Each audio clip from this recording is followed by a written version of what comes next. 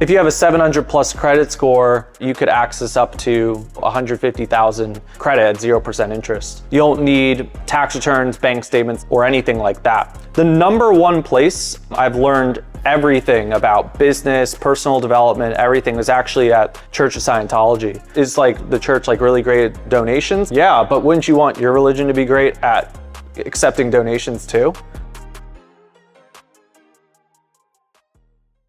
Andrew, you went from a DoorDash driver, is what I read, to a CEO. I mean, you got to walk the audience through that a little bit. Yeah, totally. I mean, I was just living at my parents' house, just, doing DoorDash. It was kind of simple, but... How long ago was that from the time you started your business? Like, how long have you been in business now? Yeah, I've been doing business for about 4.5 years. Okay.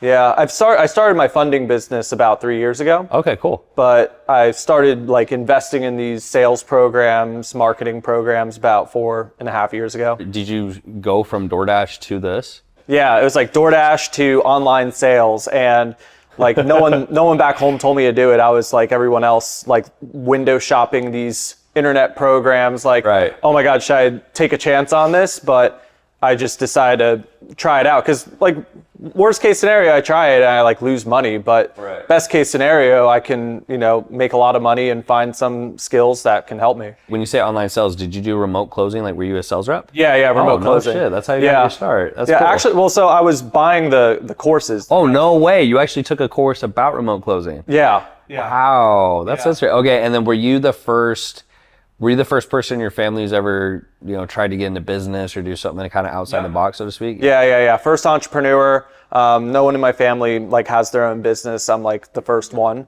But before that, like I was buying like e-commerce courses, digital marketing programs. And the way I actually found remote closing was really funny because I was just messaging people in these Facebook groups, had no idea it was a thing. And I was messaging all the people who were successful. I was asking them like, hey, like, what did you do to make all this money? Nice. And so, yeah, because like, I'm not going to find out back in my hometown. Of course, yeah. Yeah, so I just sent this one guy, I sent a message and he replied to me and he was like, I'm actually not making money in e-commerce, bro. I'm actually doing sales. And I was like, all right, we'll see. And I wasn't really like attracted to sales. You wanted to do e-com. Yeah, I wanted to do e-com, but I had no idea about how to run a business. I had no idea that sales was important to learn, marketing was important to learn. I always turned down door-to-door sales jobs. I wasn't interested in any of that stuff until I took a digital marketing agency course and learned I could sell my own products. Okay. And I was like, okay, that's kind of interesting. I could sell something that like I agree with, because like I didn't feel comfortable selling windows, like knocking on doors, getting turned down. I was a wimp. Did you finish college and then you did a job for a bit and then you moved back home? Like, I want a little bit of that. For sure. I always like telling that story because I find like a lot of these people who are getting into it's helpful. It's like, I find it interesting, but it's also helpful for other people. Yeah, correct. Exactly. Yeah. So I graduated college like a semester early in 2019 and then COVID hit. So you're still in your 20s. Okay, cool. Yeah, I'm in my I'm 26. Bro, it's crazy. Like, I'm 33 now. It's like right when I was hitting my success was 25-ish. Yeah. So, yeah, that's crazy. Yeah. So I'm 26. And so, 5 years ago, COVID hit. Literally 5 years ago. And so I didn't have a job, I didn't have anything, and I was college graduate. What did you graduate with? I guess you're getting it. Like business administration, like a bachelor's degree. Like if I didn't learn anything about business in college, let's just be real. Like I learned business actually buying programs like yours, like buying like actual like business programs, things like that. So, I was like scoping the internet to see what I could find. But so I graduated and then COVID hit and then I'm doing Amazon warehouse and I'm doing DoorDash. And I said to myself, there's no way like I'm ever going to move out of my parents' house making this kind of money. Like there's no future. I need to make more money. I don't want to get a job. I want to work for myself. I want to have my own income. I want to do what I want whenever I want. And so I started looking at these ads online. And the thing that really piqued my interest was that I had tried something like that before. Like I had purchased a Amazon course for like $500 in the past, and I didn't really do anything with it. I never really launched it or anything. I like watched the videos, but never did anything. And then I took this music production program because I was like very fascinated by music production, and that was what I really wanted to be. It was like a music producer. But that never took off because I didn't have any business skills. I didn't know how to network or talk to people or sell myself or sell my services or my knowledge. So, all those experiences gave me the confidence to start buying these programs, because just like everyone else, I was skeptical of this stuff that would pop up on YouTube ads, Instagram ads. Like, I was skeptical too, and now I do it. But it works if you find the right things and you find the right mentors. So I started going down this rabbit hole of buying all these courses until I met this guy who was doing sales, and I had messaged him in a Facebook group. And then I started meeting some really quality people who started teaching me sales. And, to learn more, I ran out of money. That's when I got into credit stacking, doing the 0% business credit cards, so, cause, to meet these guys and I got the opportunity to meet my sales mentor, in person and work one-on-one with him. And, they were getting me credit so that way I could, fund ad spend and stuff. But really it was to fund the balance of this program I was taking. That was pretty slimy, but not my sales mentor. My sales mentor was working for someone else. That guy's a little slimy. I'm not going to name drop him, but yeah, no. So I met this guy in San Diego. His name's Dylan. He's awesome. Dylan Cadulo. Shout out Dylan Cadulo, because he taught me everything that I needed to know about sales.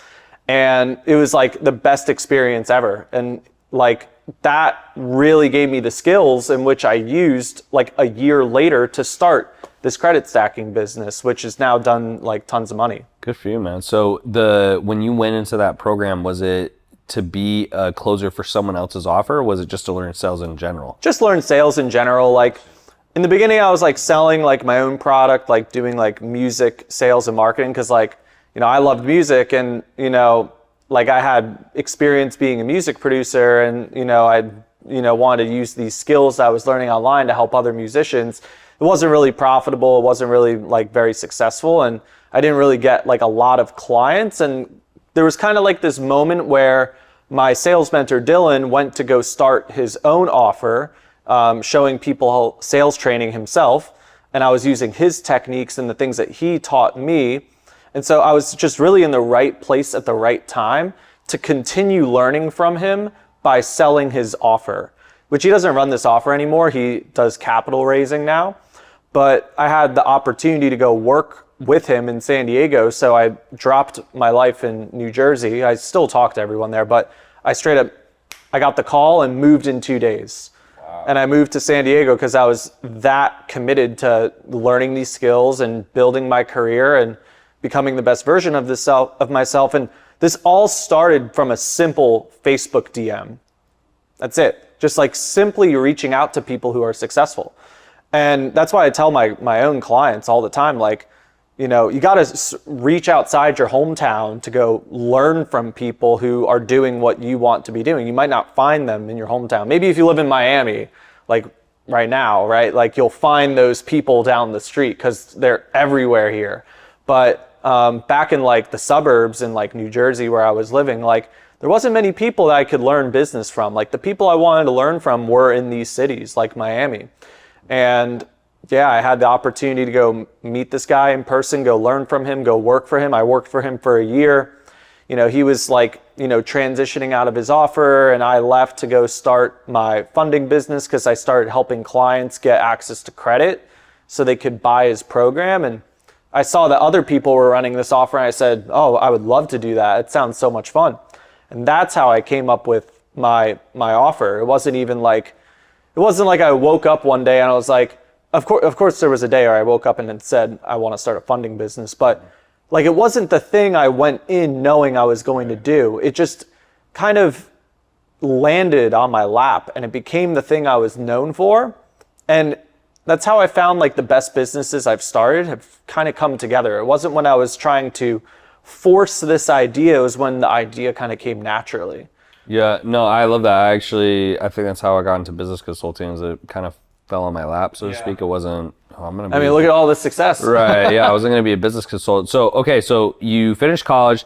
There wasn't, I guess, any jobs or people weren't really hiring. You started looking into doing your own thing. You went and you started learning sales. You did that for a year, and then you got into credit stacking. So tell the audience a little bit about what that is, because I still to this day really don't understand how it works. Like, what's the average person maybe you worked with, and then how did you help them leverage credit? And then a lot of the times, what are they using the credit for? Is it just to start a business, or is it to invest in a course or a mentorship, or what's the main reason? Yeah, it could be any of those things, right? It's all up to, the applicant on how they use the funding. But I'm working with mostly like startups, people getting into entrepreneurship for the first time, or already seasoned entrepreneurs who have 6 or 7 figure businesses. I've worked with people who want to do e-commerce businesses. I've worked with people who, have construction companies. I mean, any industry, I've worked with anyone in any industry. And so what it is that my company does is that we, based on your credit score, your location, all these different factors, right, we'll help you apply for 0% interest business credit cards, which, if you go online and look at these cards like Chase Business Inc., like Unlimited, or, the Wells Fargo Signify Cash, they have these promotional APR offers of 0% interest for the first, 6, 12, 18 months. And not a lot of people look at those things. A lot of people look at the cash back that you can get and all these other... I grew up on those 0 APR. I loved them. That's all I would look for. In fact, for years, that's all I would look for in my business. When I started my business, that's all I did. Those are my favorite cards, actually, until, obviously I didn't need them anymore. But. Yeah, exactly. And that's like something I personally use to buy these programs, invest in ads, all those things. Because I didn't start with tens of thousands of dollars in my bank account. I had only $500. When I started my funding company, I had maybe $4 or $5 grand in my bank account, but I had all this credit that I used to invest into the resources I needed to grow my business. So, my own personal example was I had $4K in cash, I had 30 grand in credit, and I was using the credit to buy, coaching programs, advertising spend, softwares, all the necessary operational assets to run an online business. And that's how I was, using the credit. But I've seen clients use it for many different purposes. But, they're looking to get a lot of funding to take advantage of that 0% promotional offer. So that way in the first 6, 12, 18 months, they have that amount of time, as long as they're making those minimum payments, they have that time to pay down the credit so that they can start a business, inject some cash flow into it. So would you say on average, obviously it varies, but the average person, they're looking to get a cash injection because either they got to buy a lot of inventory, so e-com or construction, right? Or they just, hey, I need money, I have no money, and so they're just going to get it as a start. Okay. Exactly. Next thing I wanted to ask you was, what's the typical sales process for you? So how do you find these people? Is it just cold emails and cold outreach? Because this is the Infinite Income podcast, so a lot of listeners, they want to know, okay, you came up with this business, how do you actually go about getting clients? I know you do some different stuff now, but when you started, how did you go about getting customers? In the beginning, right, I definitely knew that YouTube ads was the route that I wanted to go, because I had purchased things from YouTube ads. And I felt like it was something that I resonated with. And, I knew that they worked. And I knew that all these other big guys like Cole Gordon, Al Rackek, and, all these other guys were doing YouTube ads. And there were other people that I've bought things from on YouTube ads that don't run YouTube ads anymore. I'm not going to say their names, but I learned how to do YouTube ads in the beginning. And actually how to run them your actual self. So I actually run all my own YouTube ads. Nice. Yeah, I do all the scripting for them, and all those different things. But that was the first thing that I learned. But I also had this Facebook group method, and as I was starting out, I was just reaching out to people in Facebook groups, just like how I was doing in the past, to just do cold outreach to get in touch with people in these different credit groups who were looking for funding. I got a couple of sales there. I got a couple of sales from referrals, but the main bread and butter was the YouTube ads, was really learning how to master YouTube ads and, learning how to, properly explain to your audience, what it is that you do and how you can help them get results with your product. And, eventually that became like, I've spent to date now like over $7 million on YouTube ads. Wow. It's been like the key way I've made money for my business. So how soon did you get started with YouTube ads in the beginning? Did you go directly into it, or did you get some customers word of mouth, or how did that start? Yeah, so I started in January. Like January was like when I decided like I want to run this business. January 2022.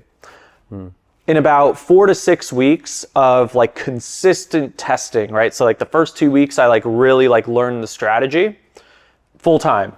And then for the next 4 weeks, I was testing batches of ads, like 5 hooks, 1 body. And, I did that 4 times, so 20 total ads.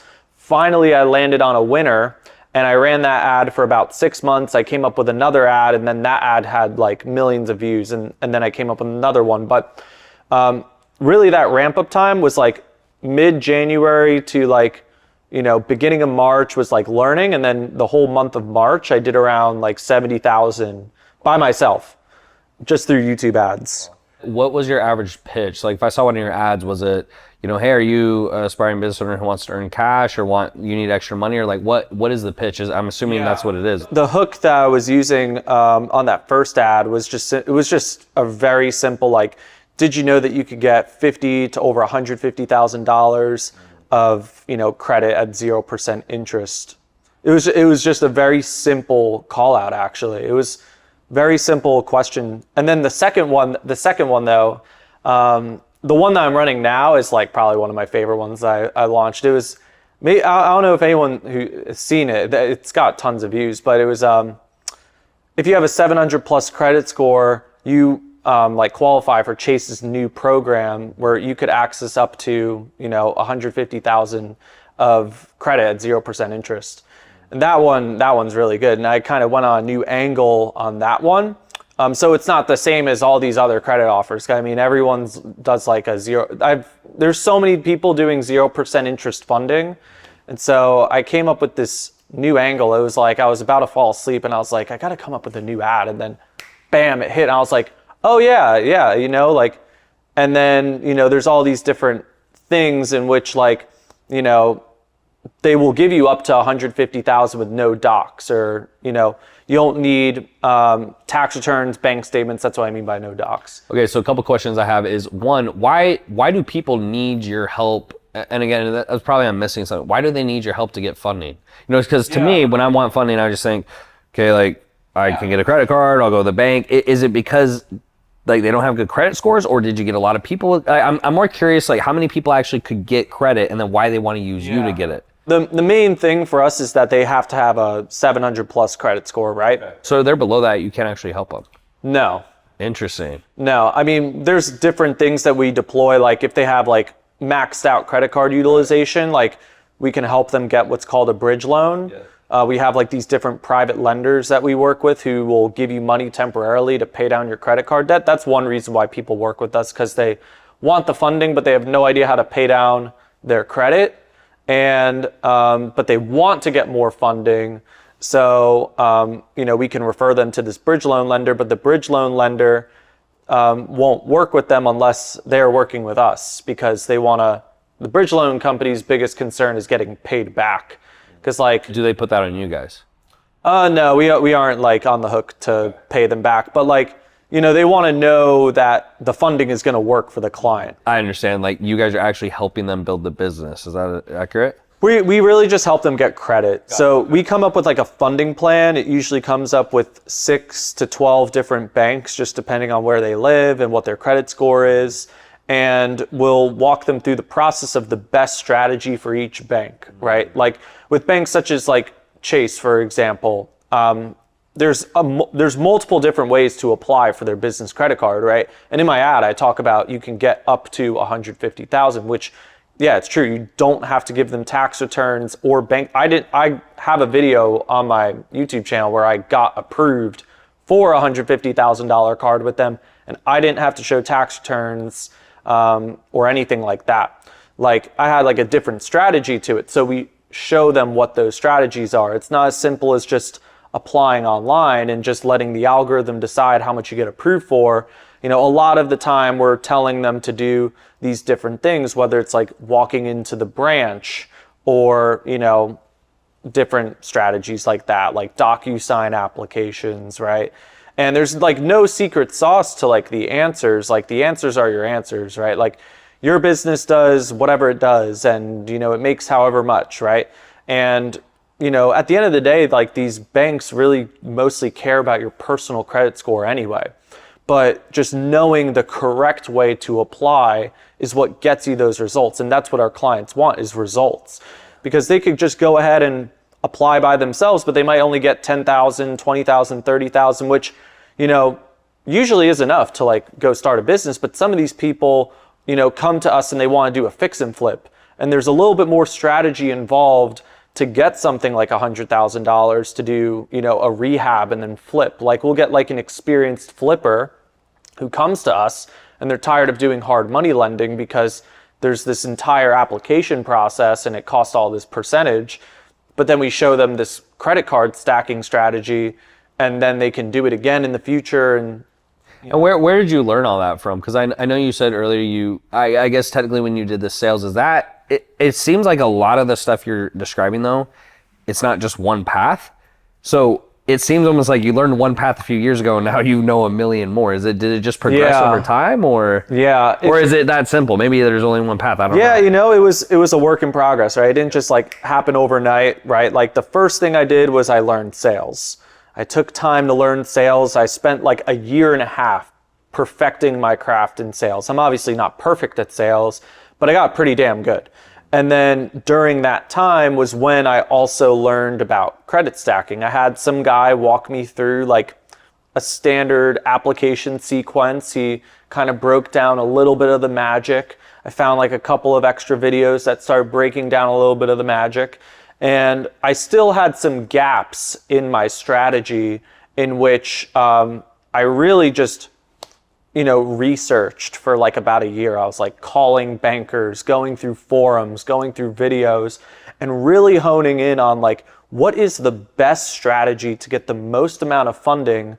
You know, what order do I apply to these banks in? What strategy works best? Is there a hidden strategy I don't know about? What credit bureau do they pull from? Because we get like super strategic. Like we usually do 3 banks per credit bureau. Like we won't do more than 3 Equifax banks, 3 Experian banks, 3 TransUnion banks. There is like a strategy to like the order in which we apply for them, the method in which we use. Will we apply just straight up online, or are we going into the branch? Are we looking for some relationship manager? You know, and am I, you know, going to all the available banks in my area, right? How many banks do I have in my area? Like Florida has like 14, 15, 16 different options, right?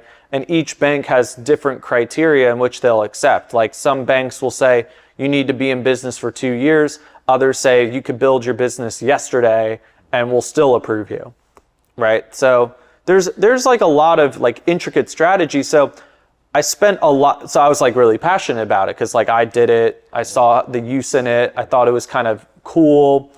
And then I just researched it. I just like went all in researching it for like another year or two, right? And then during that time, I'm developing this skill in marketing, and I'm developing, you know, business organizational skills, like, you know, how to manage your team, how to hire the right people. And it progressed just like step by step in the right direction. So a question I have for you is, how do you get paid? Is it percentage of what you get them for funding, or do they pay you up front? I'm assuming it's funding.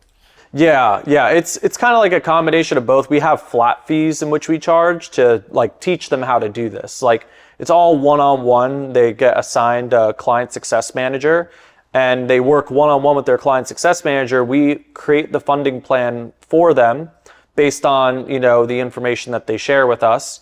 And so we make them a funding plan and we walk them through how the strategy works. So we either charge like $7,000 or $9,800 depending on the package that they want with us. So it's not even based on the funding. You guys actually will get paid up front. Yeah, but we normally do like a payment plan option with them anyway. Like we normally just do like some skin in the game up front just to get some commitment from them. So usually like $1,000, $2,000, and they want to pay with the funding, right? They want to pay with the 0%. They want to get the discounts. They want to get the cash back, and we want to help them too, right? Sure. So we give them that option most of the time. Sometimes they pay up front altogether, but a lot of the time it's like a payment plan option.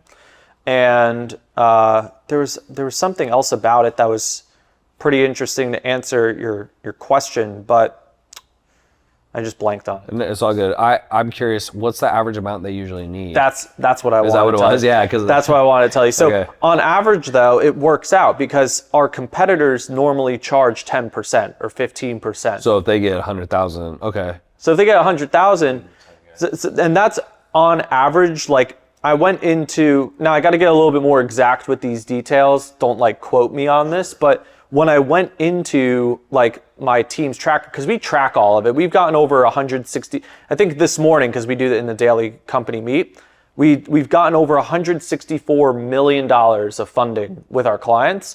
And on average, for someone who actually completes an entire one round of funding with us, that means they've done, a majority of the applications on their funding plan.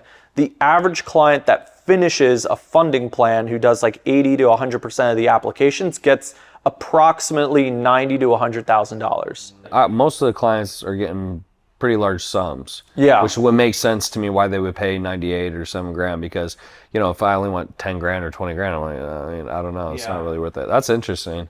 Yeah, 10 grand for 7 grand is not worth it. Because you have to have such high credit scores, last question I'll start bombarding you is, what amount of your leads actually qualify? So, say you get 100 leads in a day. Is it 10? Is it 20? Because the 700 credit score, I would say most people don't have it. Yeah, that's a great question. Definitely not 100% of them. No matter how many times I say in the first 5 seconds, if you have a 700 plus credit score, you potentially qualify for this offer. But no, I would say definitely less than 50% of them. I mean, probably a little bit more. I mean, I don't have that would make sense either way. Yeah, I don't have a super exact SQL number for you, like a sales qualified lead. But in terms of, it's enough to get a really great ROAS. I mean, based on, I've looked at other people's YouTube ad stats. I have some pretty damn good YouTube ad stats. I have a really good return on ad spend for my ads. Yeah, that's interesting to note. That's you still have the typical stats in marketing world, in marketing terms. If you get 1,000 leads, at least one or I forgot the stat, but it's at least 1 or 2% of them convert to customers. Yeah, because usually what I would shoot for, if you had 1,000 leads, maybe 10% convert to a call, and then out of that, maybe 10%, buy. Exactly. So that sounds about right. I just was curious. Those numbers line up, and even when I do work out the numbers, they're above average. I think we usually get 200 people a month, and then out of the leads, it's varied based on, I'm doing some changes right now to a lot of my ads. I'm kind of doing a lot of revisions to them. But even on 4,000, 5,000 leads, we'll get at least 200 new people a month. Interesting. Which is way above average. Oh yeah, that's super interesting. And it's a good offer. There's a lot of people want money. I would assume, again, I'm probably taking some stuff for granted, but I would assume pretty high satisfaction rate as long as you can get them the funds. Yeah, exactly. It's a lot different than, let's say, consulting, where if they don't get, they don't make X amount of money, whatever that number is, in their heads, it wasn't really worth it. I didn't make X amount. So that's interesting to note. Moving a little bit more into the personal development realm.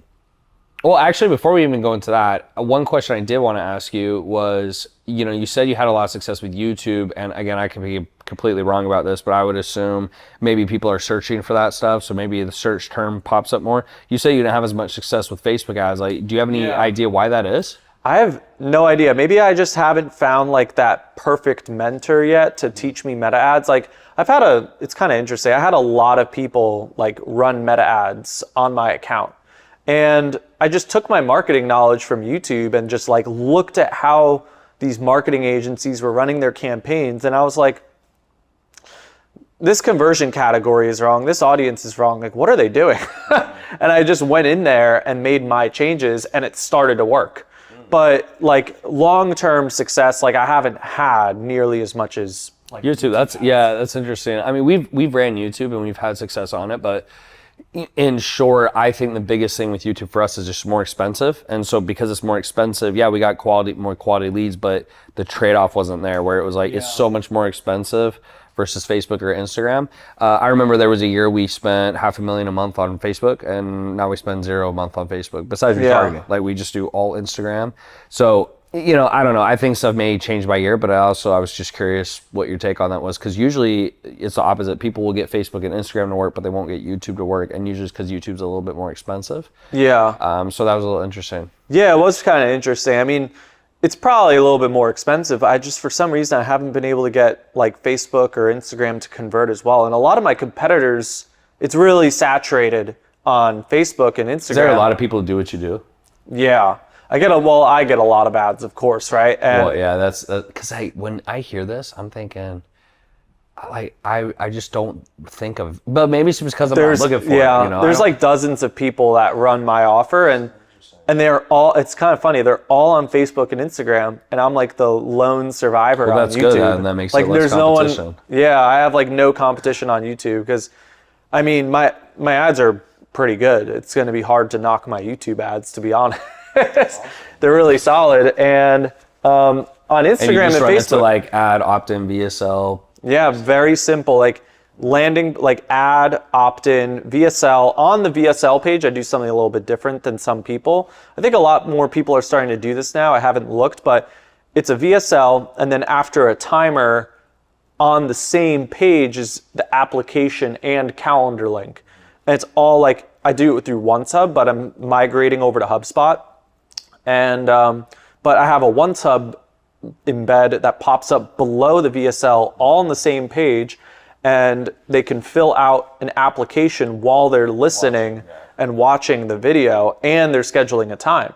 And only once they click submit does the video stop, and they go to the next page, which is just a simple call confirm thank you page. Interesting. Yeah, I like that.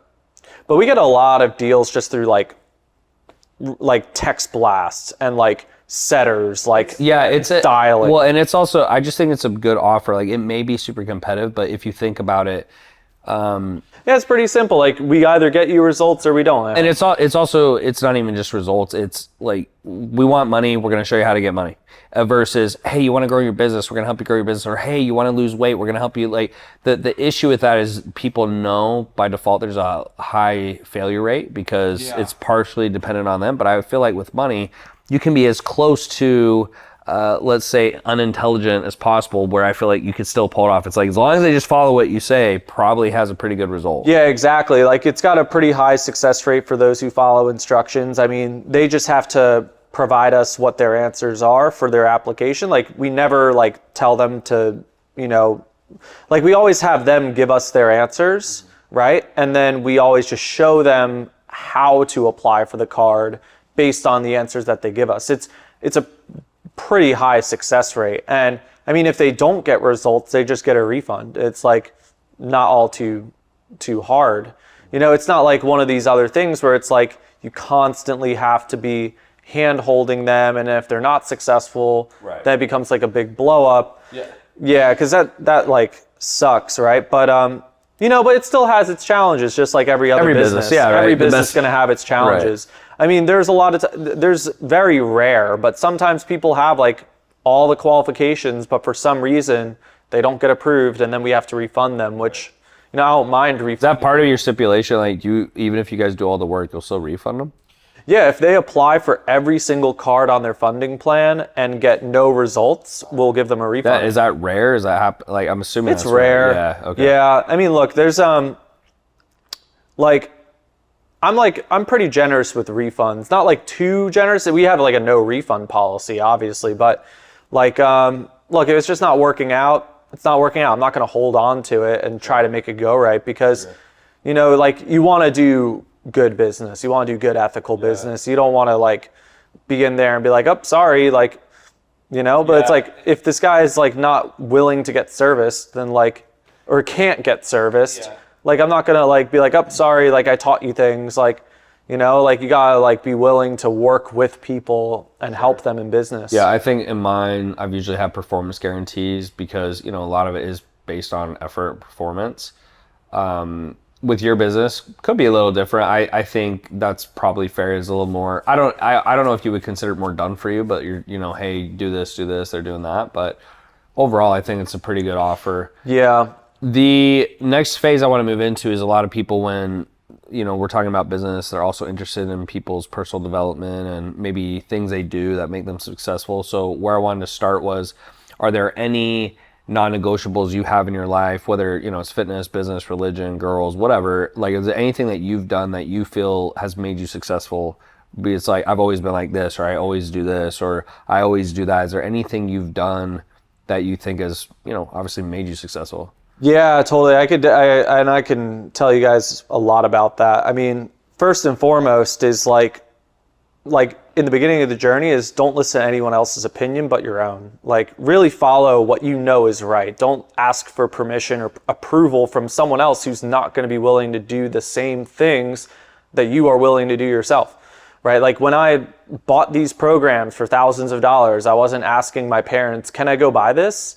Or I wasn't asking my friends if they thought it was a good idea. I looked at it for myself. I saw like, okay, this is going to be a good thing. But besides just like the investment portion of it, it's like you also have to be like, you have to know what's right for you. Like, if you're not into the whole, and people who are watching this totally would resonate this, if you know the drinking and the partying, or, the wasting time hanging out with people who aren't going to contribute to your growth and all this other stuff doesn't matter, then don't do it. Like, don't look at someone else's opinion to dictate how you live your life. So that is like a prerequisite to the actual personal development I do, for sure. Because the thing is like, if I'm always looking for approval from other people on what actions to do, then like I'm never going to actually be able to achieve my full potential and actually like be successful. So that's like number one. And then as for like, where I learned from, like, there, like, I've been like traveling a lot, so I haven't been to the gym lately, even though like I love going to the gym. And what else was I gonna say? It was I have like a girlfriend. I don't get wrapped up in like, trying to fuck every girl in the world. Like, like I do what's right. I do what's ethical. Like, if I know it's like the right thing to do, I do the right thing. I'm not out there, being out ethics and doing things that would be against like a good moral code. And so like I've had like a lot of sales trainers, marketing people. And I have like a lot of self-development I do. Is there any mentors that you've gotten a lot of help from or looked up to? Obviously you had your sales mentor, but is there any books or any other people you worked with or you are working with, you're like, wow, they really helped me in these areas? Yeah, so this one will probably sound like a shock to a lot of people. So actually the number one place I've learned everything about business, personal development, everything was actually at Church of Scientology. And I only learned about it. You're the second person to say that, but you're the second person to say that. Yeah, like, I didn't like grow up doing it. Like, I learned about it through my friend Dylan, because that was what he was teaching me. He was teaching me like different like donation strategies, like different policies that the staff would use for like registrations on like philanthropy, like donations and stuff like that. And like the way that they run an org and like their organization, like there's all this policy that is written, not only just like the self-development portion, like they have courses on like how to study, like how to, be a better student, how to learn things better. Like, and it all talks about like clearing all your misunderstood words. Like, how are you ever going to grasp a subject if you don't know how to learn? It's like so important. Like, if you're going through all this marketing terminology and you have no idea how to run YouTube ads and you're trying to run it, but you don't know what CTR means and all this stuff, but unless you define the words, you won't learn how to actually run ads.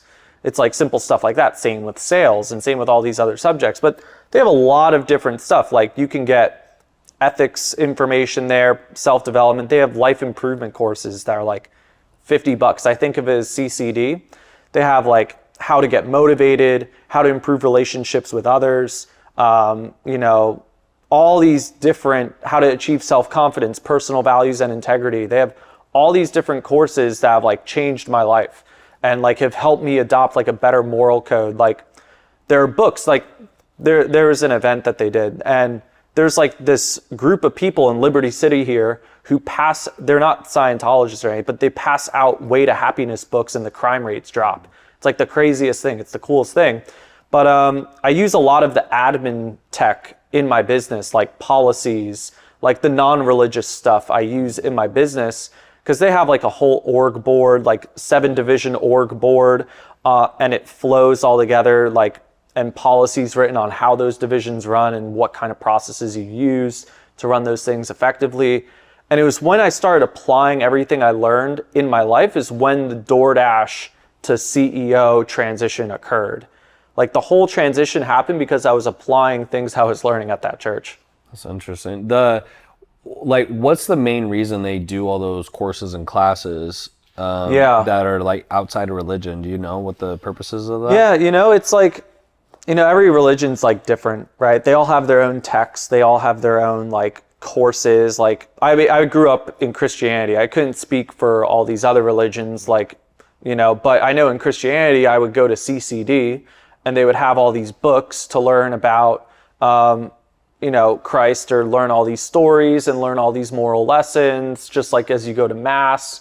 My interpretation of going to Mass as a kid was like, oh yeah, I'm going to learn really good lessons through these stories and learn how to live a better life, right? I didn't go to Mass a lot, but then when I go to the Church of Scientology, like they obviously have a lot of text. There's a lot of books that you can read there because our founder like wrote like 35 million words or something like that. Like he was typing, like this guy was busy, right? But yeah, like that's a good question. I mean, there's obviously like it wouldn't be as expansive if it was all like free, right? You couldn't get it into the hands of more people. So in exchange for donations, like you get books just like you buy a Bible, right? It's just like, just like you buy a Bible on Amazon, a portion of that money will obviously go to the publisher, the founder, like the religion itself. I mean, how else do you open up all these churches? Yeah, I didn't even know that was part of it. What is, just because I'm curious, someone's like, you're a Christian, you believe in Jesus, right? Like with Scientology, is there a one-liner or two-liner of we believe in this, or like how would you describe we believe it? that like, we are a spirit, right? Like we don't believe that like we're necessarily like just a human, like that we're an actual spiritual being. And he talks about that in the books. And like, as you read his words, like it makes actual sense that like, there's a lot, like the basis of the religion, I would say, is just more about like confronting life. It's like, there's no one coming to save you. Like you handle problems by confronting and handling your life, right? It's like you are actually cause over the universe and solve problems in the universe. And you have to confront and handle communication better. You have to confront and handle problems better. You have to confront and handle responsibility.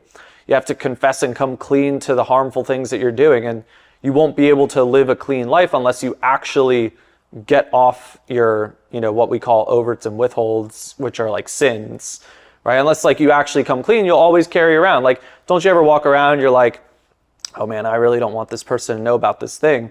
But unless you actually get it off to someone else, like you can't actually live an honest life because you'll be always trapped by that inability to, be honest. If you can't be honest, you can't be free, So, which is so important because I used to like hide things from my parents. This was the first group that actually confronted me on my out ethics. And they were like, you lie to your parents. You don't tell them the truth. You have to go tell them the truth. I was like, I'm not calling. Wait, was it about, what in particular, was it about church or business? Or? No, I would lie to them about like where I would go. I would tell them, oh, I'm going here, but I'm actually going there. I wouldn't tell them what was going on like with my life. Like they'd ask me, what'd you go do? Like maybe I did something stupid and I didn't want them to find out. And then I would lie to them, or I wouldn't tell them the truth. So they confronted me on, they were like, you need to go confront your parents and tell them that you lied.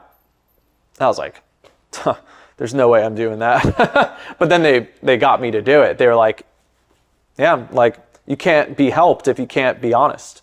I was like, you're so right. And I feel better. And now I can tell my parents anything. I feel like more open in my relationship with them. But that would have never happened if I didn't get confronted and handled on it. No one was going to confront me on that. Not my friends, but like that was the first thing they asked me to do. Like as a part of like, but that's like the same thing like a priest or a pastor would do. You go to church and it's like you're not honest with your family. You go and do a confessional and they're like, yeah, you're not honest with your family. Maybe you should be more honest with your family. It's like, yeah, maybe I should. And then, but the thing is that at Scientology, they hold you accountable. It's like, you need to go do that. If you don't go do that, your life's not going to get any better. And you know that. It's like, yeah, I know that. But no, that was, there's a lot of different things. There's a lot of books I read. Like, there's a lot of good books that have like changed my life from there. But yeah, there's a lot that I can say about it. I mean, that's interesting. Is there any? Again, I'm just curious, like not trying to cause like a rift or something. No, that's cool. Was there anything specific that happened that made you? I'm assuming you switched. Like, did you go from Christianity to this, or like? Yeah, it wasn't like I guess like a conversion. I just do what makes sense, And like, I'm not saying that Christianity doesn't make sense because I can admire it and I can respect it. In fact, like, one of the precepts like our founder wrote in this book called The Way to Happiness, it's like number like 18 or 19 or something. It's like respect the religious beliefs of others. Right? And it's like there are like, there's reasons why someone is Christian or Islam or, Buddhist or whatever, because, there are certain principles and faiths they agree to that help them live a better life. Like, why does someone go to church? It's because they want to live a better life and they want answers and they want help and they want to, they want a moral code that they can agree to. They want all these beneficial things that you get out of going to church, right? Like you have the 10 Commandments, you have these stories, you learn what happened. The historical parts are cool, but also the fact of I'm going to be able to live a better life by learning these things. You see all these people who are born again Christians or, whoever, but they've been able to adopt this faith and feel better about themselves, right? And so I'm not saying like one religion is better than the other, but, there was a lot that I did, at that church, which, I guess you could say like I'm converted. Like if someone were to ask me like, what religion do you practice? I would say, oh, I'm totally a Scientologist, not anything else.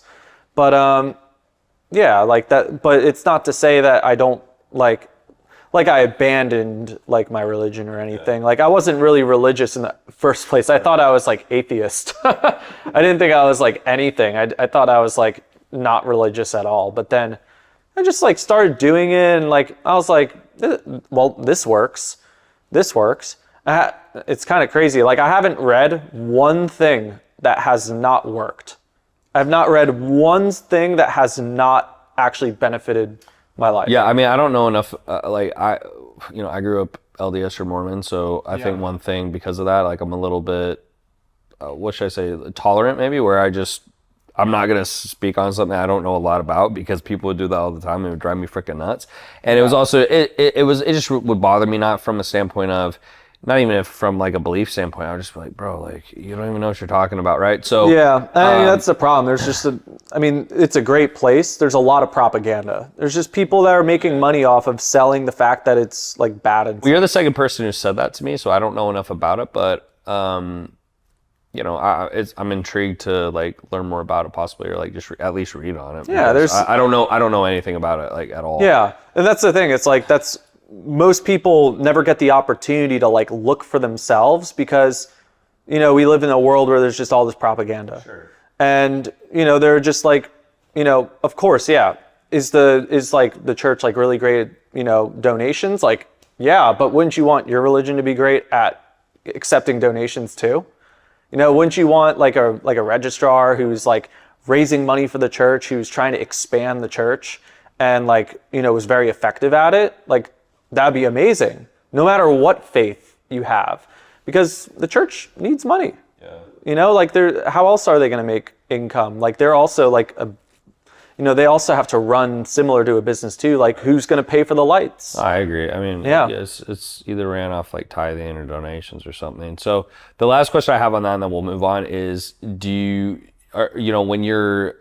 believe in that, or you're like at least doing some of those things, are you looking for a partner that like is in Scientology as well, or does it not matter as much? Because everyone has a little bit different opinion. I'm just curious. For me, like, yeah. And actually, like, my partner, like, I brought her to the church. She was not a Scientologist, and she started doing it and, like, doing some courses to, improve her own life. And courses part is very interesting to me. Like, when I grew up in religion, we didn't really, I don't know. If we had those, I don't really remember it, to be honest with you. And like CCD? Yeah, like I just don't really remember that stuff. And so when I hear these courses, it's very intriguing to me because I'm going, it is kind of interesting. It's like the way it's set up, it feels and looks like a business, but it's like all the, it's just like there's a lot of care factor there to give people the information so they could live a better life. Yeah.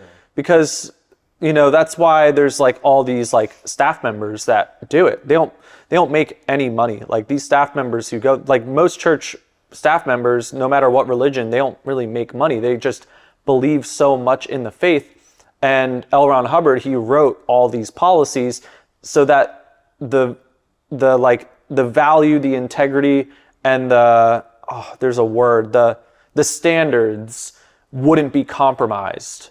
So that way it was ran a certain way, it looked a certain way, it was experienced a certain way so that everyone could get the full benefit, right? And that way everything was standardly rolled out where like no matter which one you go to, it's held to the certain standard of quality so that way people can, he just put a lot of work into laying down that groundwork of like things should run this way and things should be done this way. Like if they're going to, be in this, like they better actually learn it. Like they shouldn't like half-ass it. They shouldn't half-ass anything in their life.